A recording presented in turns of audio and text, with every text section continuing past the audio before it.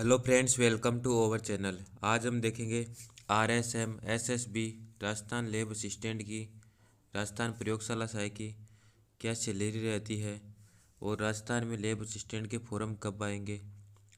तो हम इस टॉपिक में देखेंगे राजस्थान में लैब असिस्टेंट की सैलरी और लैब असिस्टेंट को कौन कौन से भत्ते मिलेंगे, और उसी के साथ प्रोबेशन पीरियड में लैब असिस्टेंट की क्या सैलरी रहती है और प्रोबेशन पीरियड के बाद सैलरी में क्या इंक्रीज होता है और कितनी सैलरी बढ़ेगी, और हर साल सैलरी में कितनी बढ़ोतरी होगी और पहली सैलरी कितनी होगी। तो इससे पहले यदि आप चैनल पर नए हो तो चैनल को सब्सक्राइब कर दीजिए, वीडियो को लाइक कर दीजिए, क्योंकि यहाँ पर इसी तरह की अपडेट और आपको क्लासेज मिलती रहेगी। तो स्टार्ट करते हैं अपने वीडियो को।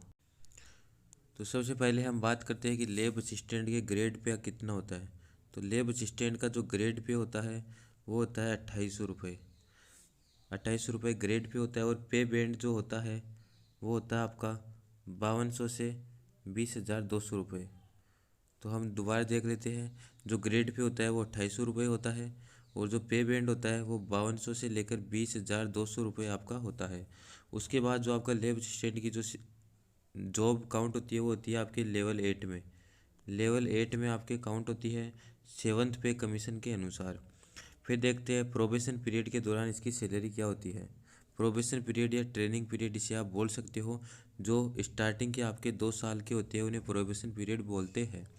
अब देखते हैं टोटल सैलरी की प्रोबेशन पीरियड के दौरान। तो प्रोबेशन पीरियड के दौरान जो आपकी टोटल सैलरी रहेगी वो आपकी 18,500 रुपये होगी प्रथम 2 वर्ष के लिए।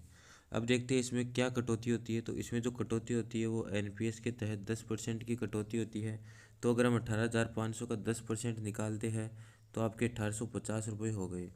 तो जैसे हम 18,500 जो रुपये है उनमें से 1850 घटाएंगे तो आपकी 16,650 शुद्ध वेतन हो जाएगा। अर्थात आपको प्रोबेशन पीरियड के दौरान जो सैलरी मिलेगी वो 16,650 रुपये मिलेगी। तो उम्मीद करता हूँ ये आपको समझ में आ गया होगा। अब बात करते हैं प्रोबेशन पीरियड। तो हो गया कि 16,650 रुपये प्रोबेशन पीरियड के दौरान मिलेंगे। अब देखते हैं प्रोबेशन पीरियड के बाद में आपको क्या सैलरी मिलेगी और कितनी बढ़ोतरी होगी। तो प्रोबेशन पीरियड के दौरान तो आपको किसी भी प्रकार का भत्ता नहीं मिलता है, लेकिन इसके बाद आपको कई भत्ते भी मिलने स्टार्ट हो जाते हैं। तो प्रोबेशन पीरियड के बाद जो आपकी सैलरी होती है वो 26,300 रुपये होती है। डायरेक्ट 10,000 की बढ़ोतरी हो चुकी है। अब देखते हैं बढ़ोतरी में क्या क्या काउंट किया गया है। तो बेसिक सैलरी आपकी वो है 26,300 रुपये प्रोबेशन पीरियड के बाद। इस बेसिक सैलरी के अलावा जो आपको मिलता है वो मिलता है डीए और एचआरए। डीए होता है आपका महंगाई भत्ता, और एचआरए होता है हाउस रेंट, मतलब जो आपका मकान किराया जो सरकार देती है वो देती है। तो अब बात करते हैं डीए कितना बढ़ता है। तो डीए हर साल 17% अभी जो बढ़ रहा है। फिर बात करते हैं एचआरए की, हाउस रेंट। तो हाउस रेंट डिपेंड करता है आप किस लोकेशन पर आपकी जॉब है। यदि आपकी जॉब अच्छी लोकेशन पर है, जैसे राजस्थान की बात करें तो जयपुर, जोधपुर, कोटा, बीकानेर और अजमेर, ये 5 जो लोकेशन है, जयपुर, जोधपुर, बीकानेर, कोटा और अजमेर, इन लोकेशन पर यदि आपकी जॉब है तो आपको 16% आपकी बेसिक सैलरी पर एचआरए मिलेगा। और यदि आपकी इसके अलावा कोई किसी गांव में या इनके अलावा किसी भी डिस्ट्रिक्ट में आपकी जॉब है, किसी भी ज़िले में जॉब है, तो आपको 8% जो है वो एचआरए या हाउस रेंट मिलेगा। तो इस प्रकार हम देखें तो आपकी जो नेट सैलरी हो गई वो आपकी जो नॉर्मल बेसिक सैलरी है, बेसिक सैलरी हो गई, प्लस आपका एचआरए मिलाएंगे, प्लस आपका डीए मिलाएंगे, तब जाकर आपकी नेट सैलरी होगी। तो इसमें डीए अगर हम 17% देखते हैं और एचआरए 8%। यदि आप नॉर्मल जगह पर हो और अगर अच्छी जगह पर हो तो 16% डीए मिलेगा। और अलाउंसेंस की बात करें तो आपकी टोटल हो गई 17% प्लस 8%, 25 यदि आप गाँव में हो, और यदि आप किसी शहर में आपकी जॉब है तो 17 प्लस 16 तो 33% आपका हो गया। अब हम निकाल लेते हैं कि टोटल सैलरी आपकी प्रोबेशन पीरियड के बाद में कितनी हो जाएगी। तो यदि आप नॉर्मल शहर में हो तो 26,300 पे 33% आप करोगे तो आपका आएगा 8,679 रुपये। ये यदि आप अच्छे शहर में हो तो। और यदि आप नॉर्मल शहर में हो तो आपके 26,300 में 25% ऐड होंगे, जो आपके 6,575 रुपये हो जाएंगे। 6,575 रुपये, और ये आपके 6,879 रुपये हो गए हैं। अब बात करते हैं ग्रोस सैलरी की। तो जो ग्रोस सैलरी इसके बाद होगी वो होगी आपकी 26,300 ये हो गए, प्लस 6,580 रुपये हो गए, तो इस प्रकार 32,880 रुपये आपकी सैलरी है।